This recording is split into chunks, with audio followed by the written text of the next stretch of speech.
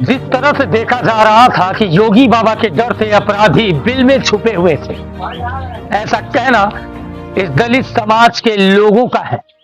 इनका यह भी कहना है कि अपराधियों पर योगी बाबा का बुलडोजर तेज गति से दौड़ता है और लोगों को जेल के अंदर कर दिया जाता है।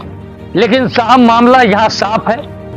इनका कहना यह भी है कि हम दलित समाज के हैं, इसलिए जो यहाँ की स्थानीय जो पुलिस है ये बेहतर तरीके से हमारे केस में छानबीन नहीं कर रही है।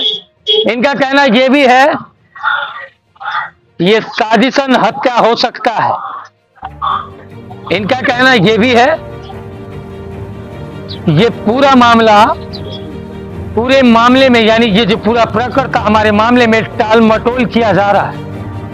फिलहाल देखना यह भी कहना है कि मामले का हम छानबीन कर रहे हैं, जल्दी कुछ ना कुछ हासिल कर घटना घटित करने वाले व्यक्तियों को पकड़ा जाएगा। क्या नाम पड़ेगा भैया आपका? मेरा नाम चंदन है।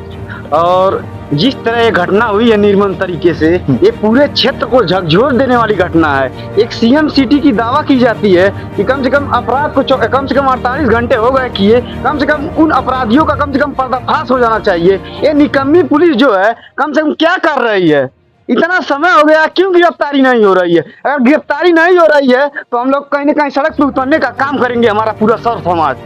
अच्छा, आपको क्या लगता है कि जैसे अभी ये एक्सीडेंट है या हत्या है कि मतलब ये पूरी चीजें कैसे क्लियर हो पा रही है? जिस तरह शरीर में उसके मतलब घाव है, जिस तरह उस शरीर में उसके घाव पड़े हैं, उस बच्चे के ऊपर धारदार हथियार से हत्या की गई है। हमको पूरा पोस्टमार्टम रिपोर्ट पे भरोसा नहीं आ रहा है। तो आपको क्या लग रहा है अभी? हमको लग रहा है कि न्याय मिलने में बहुत काफी ज्यादा कहीं ना कहीं डिफिकल्टी होगा जब इस तरह प्रशासन लापरवाही बरत रही है। तो आगे क्या आप चाह रहे हैं? आगे ये चाह रहे हैं उच्च अधिकारियों से जांच की जाए उसकी। क्या आप स्थानीय थाने से आप जो है? हम उतना संतुष्ट नहीं है। वही चौकी बनी है, चौकी से लगभग 1.5 किलोमीटर के बगल में ही घटना है। चौकी के सिपाही कहाँ थे उस दिन? जिस दिन घटना हुई है वो गश्त का टाइम था पुलिस का। भोर में पुलिस गश्त करती है लगभग 2-2:30 बजे। वो अपराधी घूम रहे हैं, पुलिस क्या कर रही है? 48 घंटे हो गए लगभग। देख लीजिए स्थानीय लोगों में कितना आक्रोश है। देखिए भीड़ जुटी हुई है। कहीं ना कहीं इसका पुलिस प्रशासन जिम्मेदार होगा अगर नहीं कहीं ना कहीं अगर खुलासा हुआ। पुलिस तो कह रही है कि हम प्रयास करें बहुत जल्द ही इस मामले को जो है पर्दाफाश किया जाए। क्या प्रयास कर रही है? 48 घंटे हो गए, कब तक न्याय मिलेगा उस पर पुलिस परिवार को? जन आक्रोश में इतना ज्यादा आक्रोश है कि कहीं सड़क पे उतरा जाए तो क्या दिक्कत प्रशासन के लिए बहुत बड़ी दिक्कत हो जाएगी। हम ये चाहते हैं पीड़ित परिवार को जल्द से जल्द न्याय मिले। क्या नाम बताया आपने? चंदन मेरा नाम है।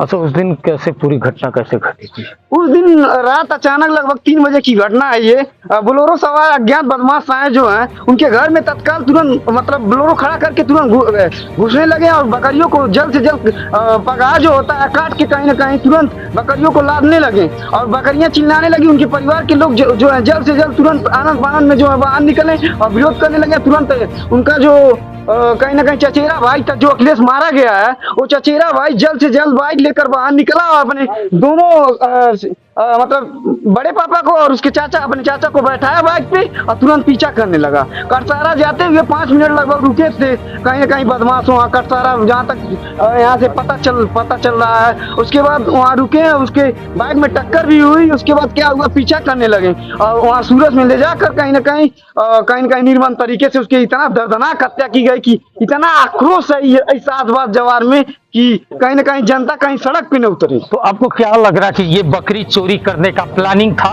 या फिर हत्या का साजिश था? इस पर आप क्या? ये बकरी चोरी करने का प्लानिंग था और कहीं ना कहीं अखिलेश जो है उसका विरोध किया है तो उसका हत्या किया गया निर्मम तरीके से।